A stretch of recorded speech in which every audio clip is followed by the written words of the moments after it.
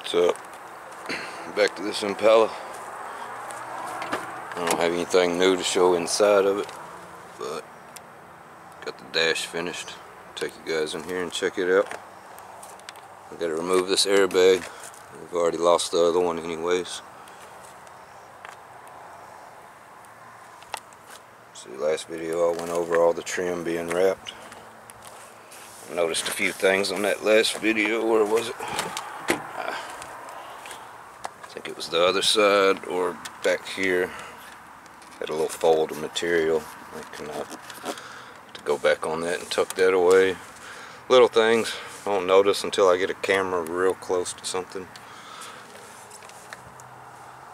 So videos are good for you guys and me. Learn from my own whatever mistakes, if you want to call them that.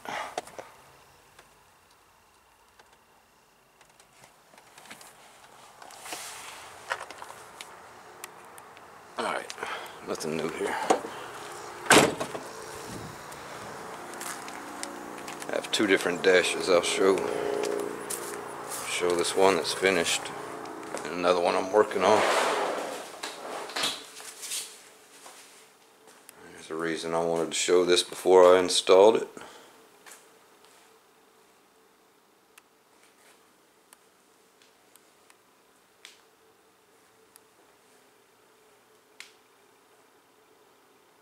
I got a little tip for you guys, some of you guys that do upholstery. I don't mind sharing. I believe we're a collective anyways. Gotta help each other out. So I've seen some people leave these dashes like that, and I don't blame you, because that piece is tricky to get back in there. So I still have to take an X-Acto knife and trim this out real nice and neat. Maybe 1/4 to 3/8 of an inch from this edge. We don't want a raw edge way up here.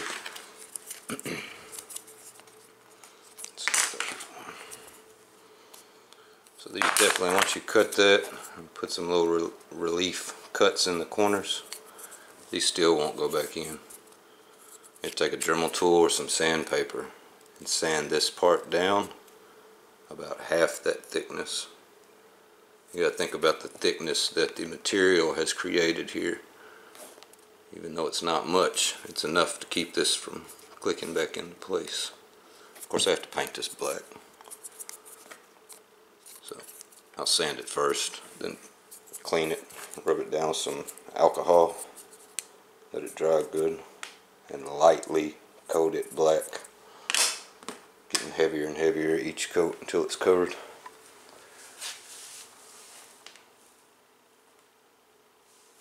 Did do a seam inside here so it would fit real nice, because if you don't do that you have to do V-cuts, and they tend to want to show past where the trim goes up in here, the bezel.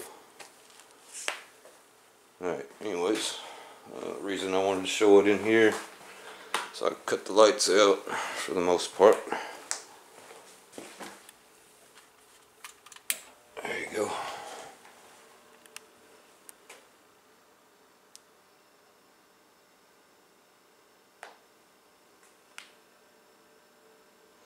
I didn't make the panel itself. Of course I made the whole shadow box that fits down inside the old airbag cover. It's kind of tedious. And I still have to put screws in. I've got pre-drilled screws that will fasten from underneath and suck this down a little tighter. It's going to be one in each corner from underneath. There'll be no screw head showing, of course. I had to really think that out. There you go. And I had a gold background deep down in there, 3/4 of an inch deep is what this shadow box is. I ended up putting white, it just wasn't bright enough. So with the gold background it almost didn't show up like this, so the white background gave it a much better brightness.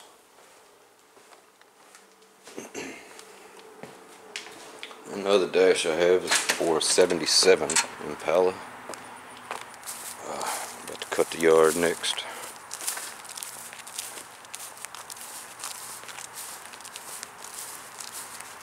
One-man band. Jump around everything. I gotta go to the grocery for the kiddos. For all of us.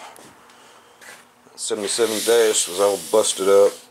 He got a different dash from the original. Still the same year, I assume. But it had speaker grills here, so I had to fill them in and cut out the center one. I had to make a speaker grill for it. I don't know if I'm gonna do something as simple as, yeah, probably. Yeah, I already got it cut out, so why not? But it's not going to paint. I have to paint this black or gray. It's going a light dove gray. I've got his seats finished for this vehicle too, but they're at the other location. They look close to the last gray G-body seats I showed. Except it's a bench seat in the rear seat. So anyways, I was going to knock this out. I'm really just showing this for the owner so you can see where I'm at.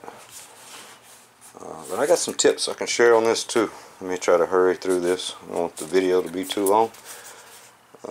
Didn't have enough foam. I was going to finish this before the black dash. I went ahead and finished it because I didn't have foam. And now it's the end of the week. I'm going to wait till Monday to order some new foam. So this is, what is this? 1/8 at least. 3/16 maybe. I think this thicker one's 3/16, yeah. So this is might be a little smaller than 1/8, 5/32 or something. This is a nice high density foam that goes on vinyl tops. Reason for that, I'd have to do 10 times the labor. Shout out to Sprayway that does this. He goes the extent of making them perfectly straight so he can paint them. Much power to you, brother. But I took it halfway, and I'm still going to sand on this a little more. And this foam, once I add it, that way it feels like a real dash and I can cover it. But it also hides all the imperfections, so I don't have to keep going and going and going and going with layers of fiberglass and putty and trying to get this thing perfect. Because this just not going to be perfect. It's warped from the heat, things like that. So once I add this foam, I can actually sand it down to correct. I can sand almost all the way through this stuff lightly and get it real straight. I'd rather do that because I'm going to wrap it anyways. I have a tip for these air vents. I can't show on this video because I haven't started cutting out the pattern and sewing it. But here's a really good tip for anybody covering these dashes. You've got this foam coating on the whole back of this dash, and bad thing about that is when you bring the new material around and you want to glue over the edges so you don't have raw edges peeling up in the sun here. Same thing for the dash vent. You want a nice clean metal surface to glue that material to, where it's not going to glue good to this foam. Even if you clean all the dust off and stuff, it'll just peel up with the heat. That's your best surface to glue to, is metal with the weldwood glue. So I scraped it all off around the edges. All this material is going to come around, get glued.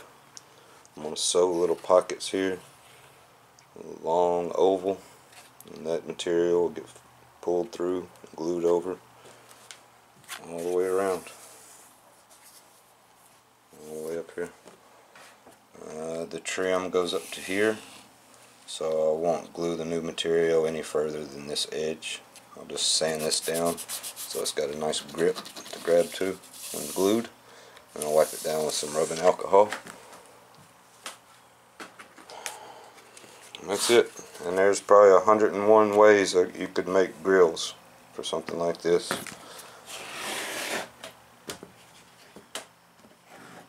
Kind of charge the normal price, very fair price on. I do that on all my work, so you guys don't see me go as far as I can possibly go. I'll say it like that. I always try to go an extra mile or two on every bit of work I do. But it's got to stop at some point. Speaking of, I get that money to go get groceries for the family, pay the bills. Even though I've simplified those things, good Lord bless me. Alright, here we go. Thanks for watching. Peace. Hope you guys have a wonderful day.